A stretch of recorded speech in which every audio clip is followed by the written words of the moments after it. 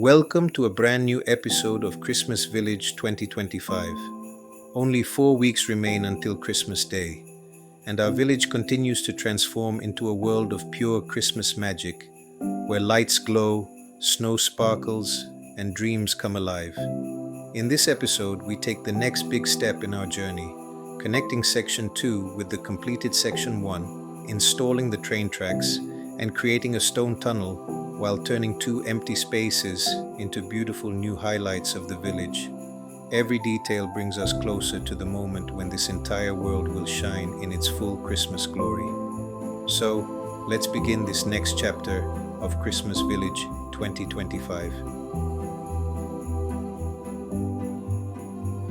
First, we need to attach and perfectly align Section 2 with Section 1. As you may remember, we left open the connection points between the two sections, as well as some pathways that link the levels together, but we didn't secure them yet. Before completing that work, we must install the remaining train rails and test the entire route to ensure smooth power supply and flawless movement of the train. The elevated track will begin at a height of 12 centimeters and gradually descend to ground level by the end of Section 2. We have to check carefully that the rails are completely free from any obstacles along the way. Once everything is tested and working perfectly, then we can move forward to the next exciting step of the build. Now it's time to begin closing the gaps between Section 1 and Section 2 using paper. At the same time, we'll secure all the pathways that were left unconnected during the alignment stage. We'll work from the top down, leaving the upper side of the railway for last. Just repeat the same process we used on Section 1. Crumple the paper to create texture. Apply hot glue directly on the thermocol. Press the paper in place. Make sure to leave enough paper to form natural recesses and raise details. This will help create the realistic terrain once everything is painted. Step by step, the two sections are becoming one seamless landscape. Next, we move on to installing the plaster tape, starting from the top and working our way down, covering both the new areas and any sections already prepared. The process remains the same. Dip the tape into water, place it gently over the paper, and with a soft brush, smooth it down so it takes the natural shape of the landscape. Once applied, we let it dry completely, forming a strong and realistic base for the terrain.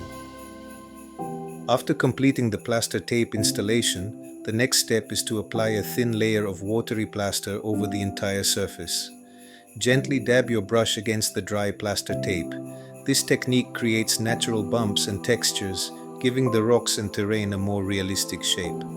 Work patiently across all areas, and once everything is fully covered, allow it to dry completely before moving on to the next stage of detailing. Now it's time for painting. Using the same materials and the same technique as before, we'll begin with the rocky and stone areas and then continue with the soil. Just like in the previous episode, we'll use 3 different colors for the rocks, blending them together naturally, followed by a black wash to bring out the depth and shadows. If you'd like to revisit the full painting process in detail, you can find it in the earlier episodes. Step by step, the village transforms even further into a realistic Christmas wonderland. At this stage, we'll move a bit faster and skip over the processes we've already repeated many times before. Our goal now is to reach the creation of the new tunnel. This time, I want the tunnel to look much wilder and more dramatic than the previous ones, a true rocky formation. To build volume, I'm using balls of crumpled paper, connected together with hot glue. This technique gives us thickness and a more natural rocky shape, rather than just surface detail. Once the structure is formed, I place it in the exact position to test it, making sure the train can pass smoothly without any issues. After shaping the tunnel structure, we move to the familiar steps. Plaster tape followed by a layer of watery plaster to bring out the natural rock textures. For the painting, we'll follow the same technique as before, using our rocky color palette, but this time without the brown soil color, since this entire surface will represent rough stone. We blend the tones together, apply the black wash to deepen the shadows, and finish with delicate white dry brushed highlights to reveal every bump and detail in the tunnel walls. After completing all the steps and installing the new tunnel, the entire area above the train tracks now looks transformed. A natural landscape begins to emerge, with rocky formations, trees, and grass taking their place, just like in the real world. Next, we'll create the main staircase of the village, a grand and impressive entrance filled with lights and much larger than any other pathway. At the end of these stairs, the route will split into two directions, one leading to the right side of the village and the other to the left. We will keep the same height for each step, 1 centimeter, but the length will gradually increase, starting from 30 centimeters on the first step and expanding to 20 centimeters on the final ones. The full staircase will rise to a total height of 9 centimeters and a width of 27 centimeters. On both sides of the stairs, we will build a parapet wall decorated with 4 bright lights, enhancing the entrance and making the arrival to the village truly magical. After completing the main staircase, I realized that the area in front of it and just above it felt empty and without any visual interest. In my opinion, it was a boring space that didn't match the beauty of the rest of the village. So even though we are almost in the final stages of construction, I began thinking of new ways to transform these two small areas into something exciting, something that will add character and charm to the entire scene. For the cave in front of the main stairs, I decided to add a Lemax manger. The space was small and partially covered the pathways, but I found a solution. I carefully cut the back of the cave and raised the manger slightly to fit perfectly. The idea worked beautifully, and I'm really happy with the result. It gives the area a much more charming and festive look. If you enjoy this addition, let me know in the comments. I'd love to hear your thoughts.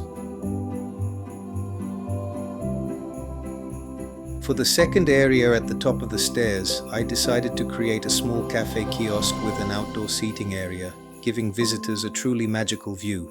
Transforming this space was a bit more challenging. I had to extend the area to fit the kiosk while also creating the outdoor seating for customers. I added extra lights, built small steps, and carefully arranged everything to make the scene inviting. The result? I think it turned out beautifully. A cozy, charming spot that adds even more life to the village. And that wraps up another exciting episode of Christmas Village 2025. From connecting Section 2 and shaping the pathways, to installing the new tunnel, painting the rocky landscapes, and adding magical details like the Lemax manger and cafe kiosk, every step brings the village closer to life. I hope you enjoyed seeing how the scene comes together and that it inspires your own creativity. Thank you so much for watching. Don't forget to like, comment, and subscribe to follow the journey as we continue building this magical Christmas world. Until next time, happy crafting and see you in the next episode.